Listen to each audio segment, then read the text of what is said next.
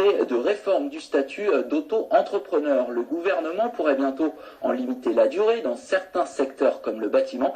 Ce statut, largement utilisé en Franche-Comté, permet de créer de façon simple et rapide une entreprise avec un régime fiscal avantageux, tellement avantageux que certains crient à la concurrence déloyale. Jean-Luc Gantner et David Martin. Des auto-entrepreneurs vus de plus en plus comme les responsables de tous les maux dans un secteur d'activité touché de plein fouet par la crise économique. L'artisanat et en particulier les métiers du bâtiment, excédés par une concurrence jugée déloyale. Des artisans qui étaient déjà descendus dans la rue au mois de janvier dernier pour dénoncer ce régime de faveur jugé aujourd'hui incompatible avec leur activité. Un artisan, c'est quelqu'un qui crée une véritable entreprise, une entreprise pérenne. C'est quelqu'un qui investit et qui transmet du savoir-faire.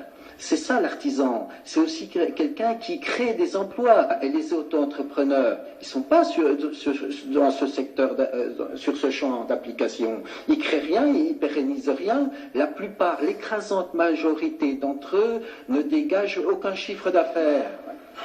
Des auto-entrepreneurs qui sont pourtant loin d'être tous artisans. Hicham, par exemple, propose du soutien scolaire à domicile. Un prof de maths, diplômé, qui rêvait de monter sa propre boîte il y a 3 ans, mais qui voulait aussi prendre son temps.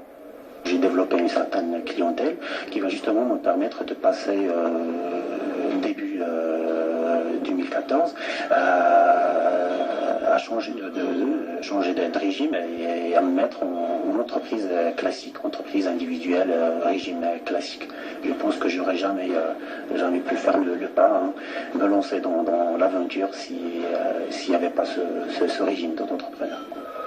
Si 10% de ces auto-entrepreneurs sont inscrits à ce régime dans le but d'un simple complément de revenus, la grande majorité en a fait son activité principale. Aujourd'hui, la moitié des entreprises de la région sont créées sous cette forme juridique particulière. Environnement.